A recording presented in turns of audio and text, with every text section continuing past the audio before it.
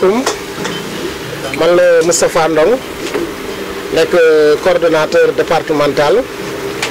Takku Wallu Sénégal tey nag dañu am tey yéene wax ak Sénégal ñëpp wax ak département de Koungheul wax ak région de Kaffrine tey li ñu fi dajale ñaari fan yi nga xamante ne nii dañ koo génn am na coow loo xamante ne nii am na fi lu ne nag ñu ngi ko ciy wax waaye ñun mbir mi bi mu xewee ak léegi ñu ngi ci ànd ak dal bi nag dañ ci jiital ñu ñu àndal parce que li fi xew ñun ñu dund ko ñun waa doomu Koungheul ñun ñoo ko xam te ñun ñoo ko dund loolu nag bi mu amee li njëkk a def mooy wax ak suñuy nit dalal leen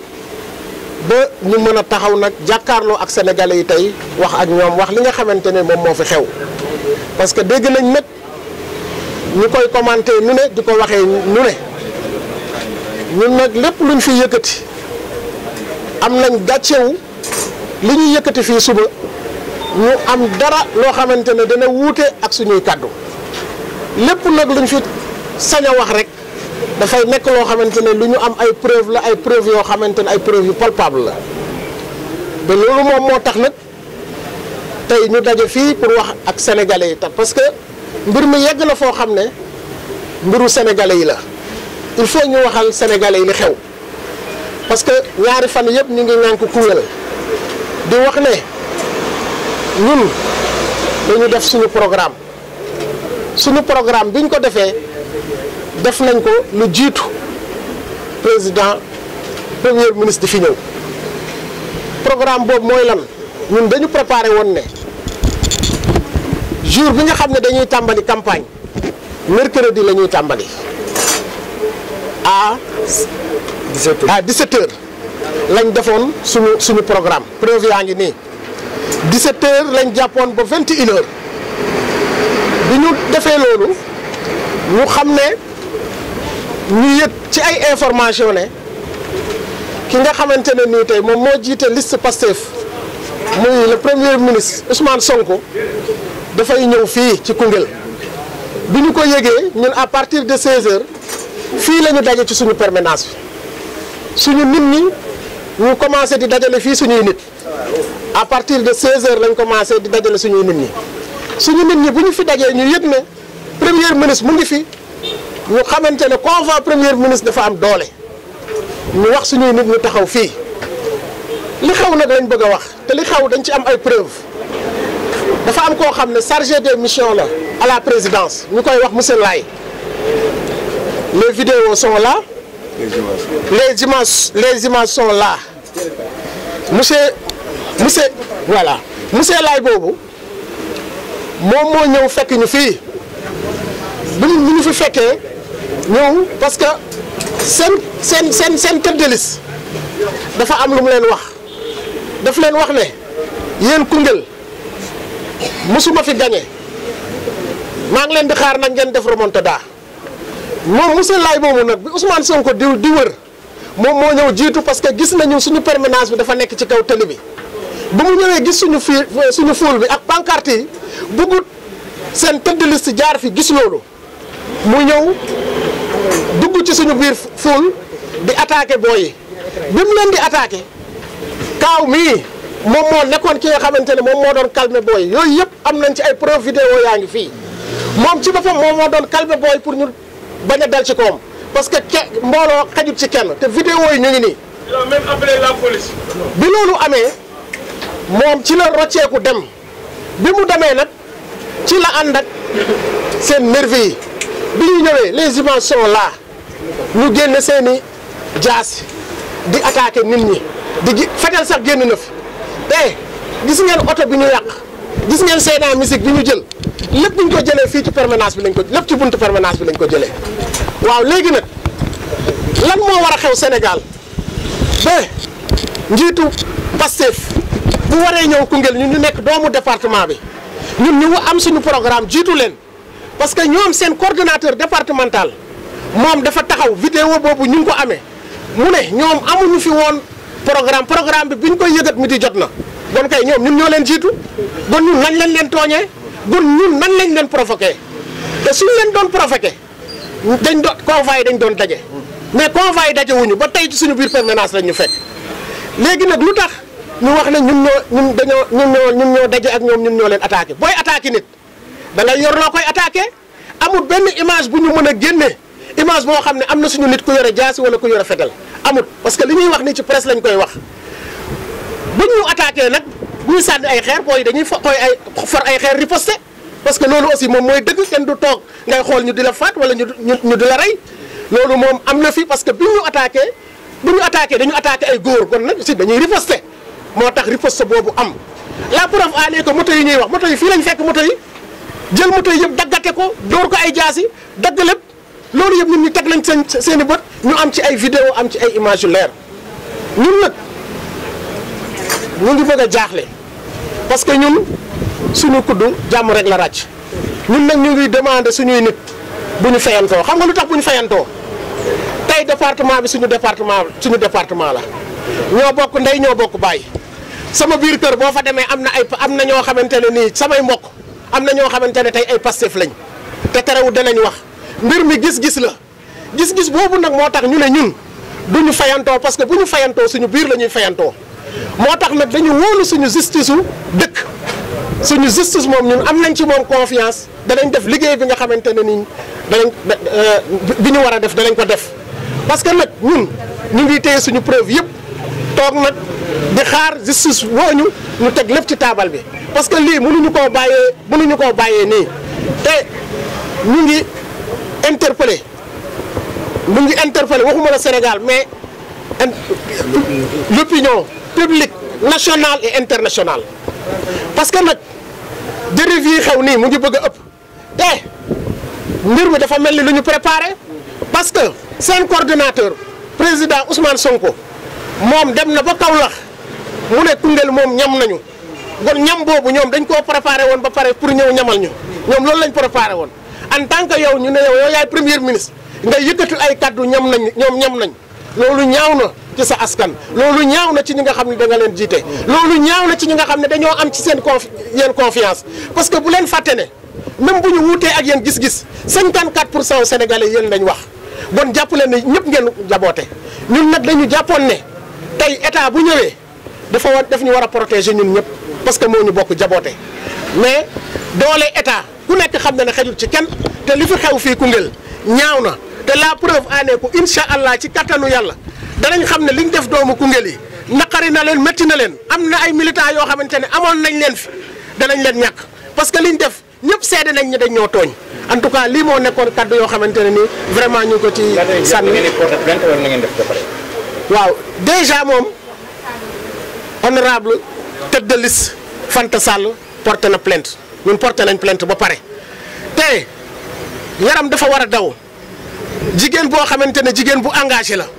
mën nañ wax ne Sénégal moom rek moom mooy tête de liste tey département taxaw di mu nekk koo xamante ne ku yaru la liggéeykat la département de Koungheul def na fi lu nit ñi teg seen bët tey mérité wut ñuy ñëw di fekk ko ci permanence am di ko attaqué di attaqué njabootam loolu ñun ñu ngi koy ñaawlu tey ñu ngi koy ñaawlu ëllëg jërë ngeen jëf. suñu investi yi muy tête de liste xam naa duñu guddal dañuy résumer rek associé wu ci salutation yi nga xam ne le coordonnateur départemental def na ko présenté wu en tant que coordonnateur communal li tax nag ñuy wax c'est parce que dañu nekk témoin oculaire ba pare nekk le coordonnateur communal des élections li xew yëpp xewee suñu kanam mënu nañ ci bañ a sànni kàddu ndax ñuy wax mat nañ sëkk mais dafa am ñeenti points yoo xam ne ñoom dañ ko wax ba pare wax ko Sénégal wax ko àdduna yëpp dégg ko te mu nekk loo xam ne dafa amul bi si jiitu mooy ci planification bi ñun su suñu planification précisément dañu planifié woon def caravane à 17h 21h loolu ñoom ñëpp xam nañ ko te discuter nañ si ak ñi ci war a discuter ñëpp ba valider ko ñoom weddi nañ wax nañ ne am comme ni ko coordinateur waxee amuñu woon l'information ba midi lañ doog a xam ne seen caravane bi dina fi yegg si donc boobu moom dàq nañ ko beneen bi mooy dañu attaqué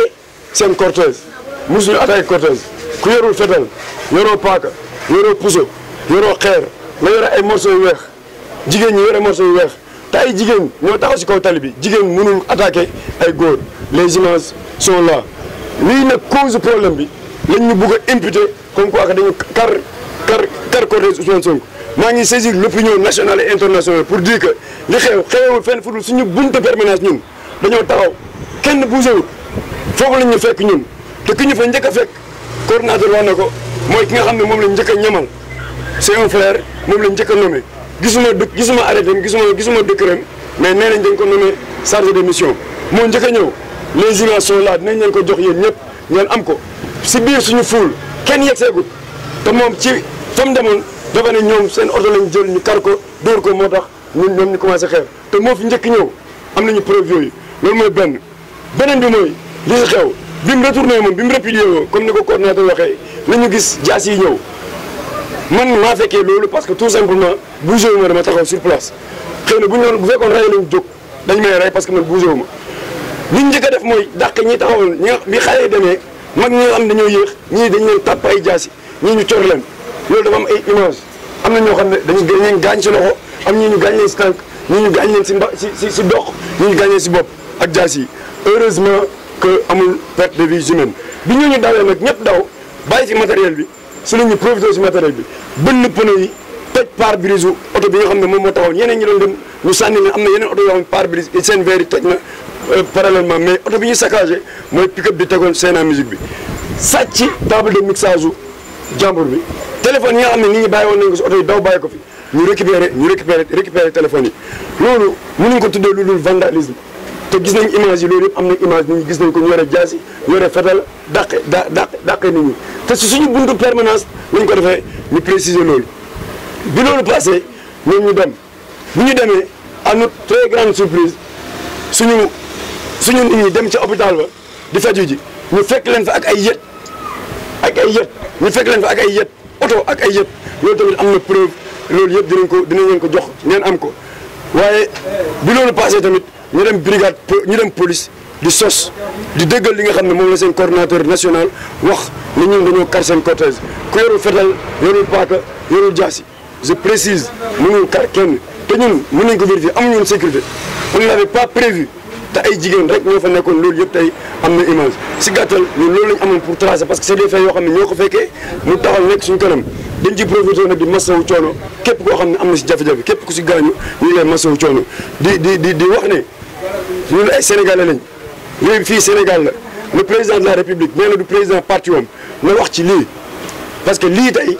du lenn lu tooñ dañ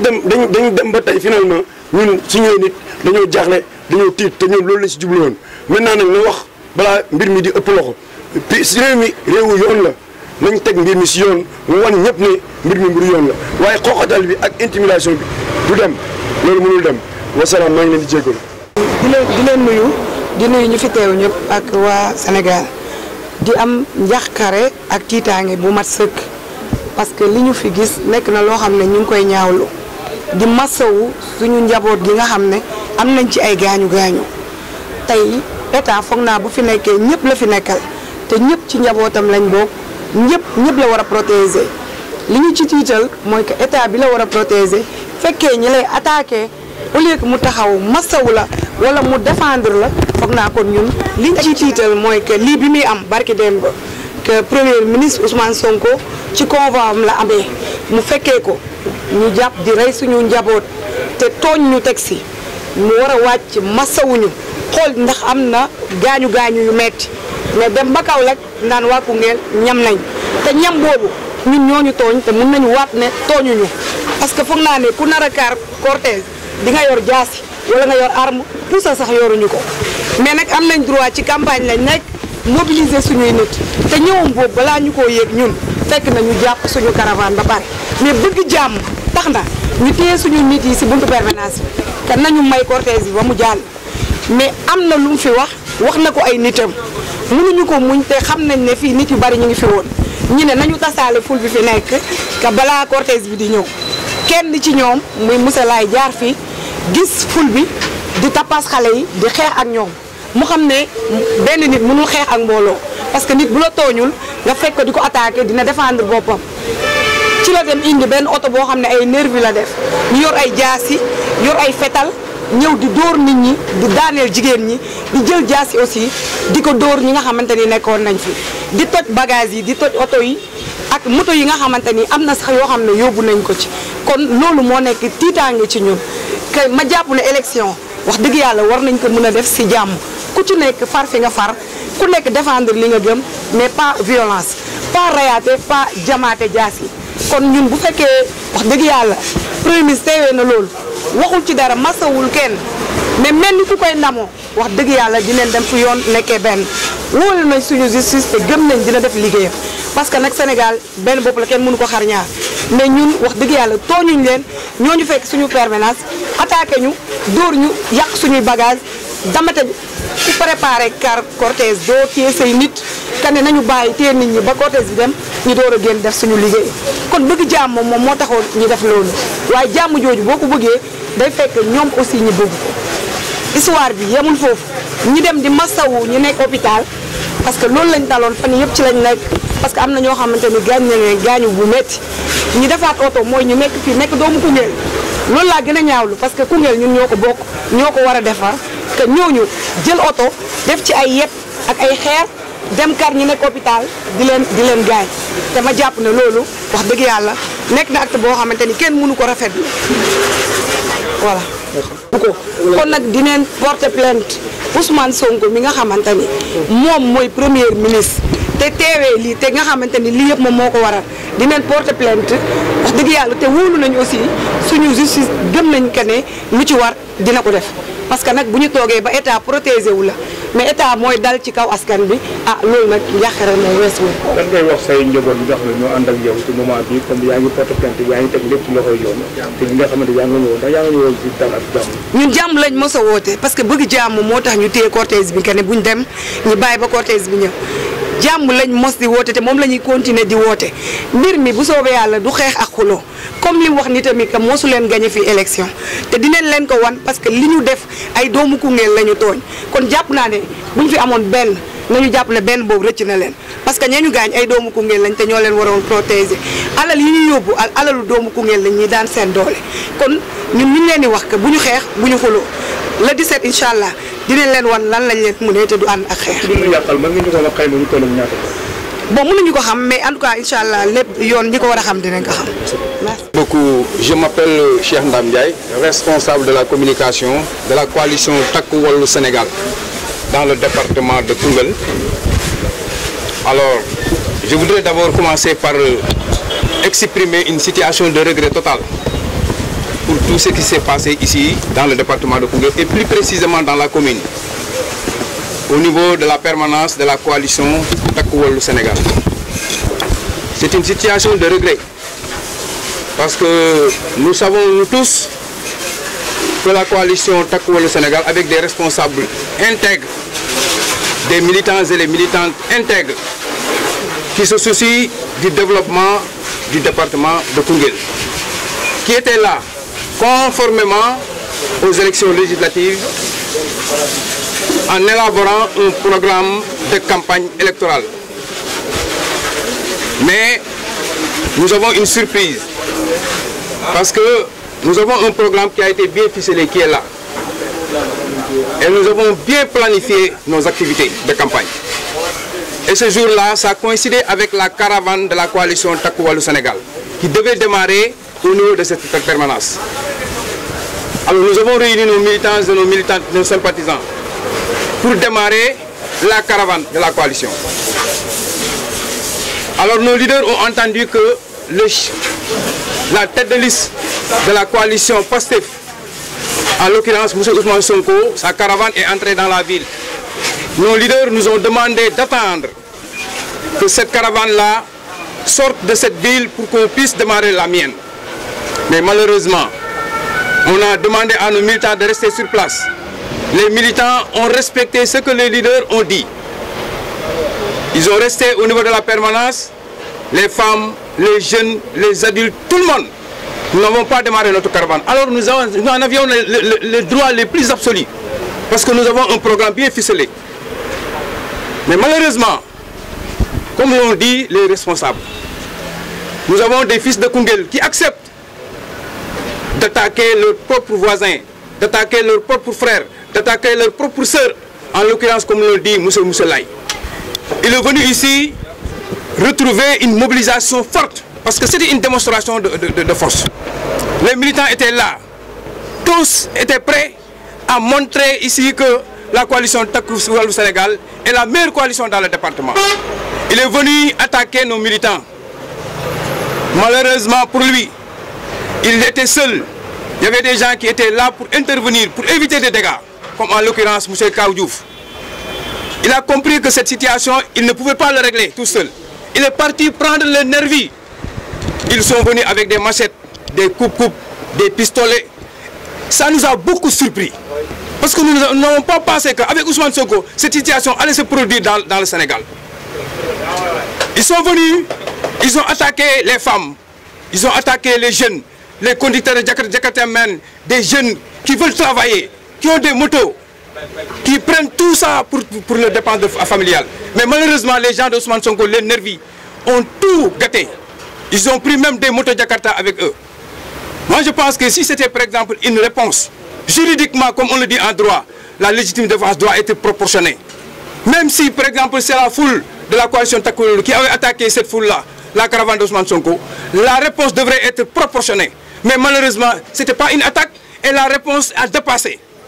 Ils nous ont attaqués, ils nous ont pris des motos, ils ont blessé des jeunes, ils ont blessé des femmes. C'est inacceptable dans ce Sénégal-là. Avec Ousmane Sonko, nous regrettons.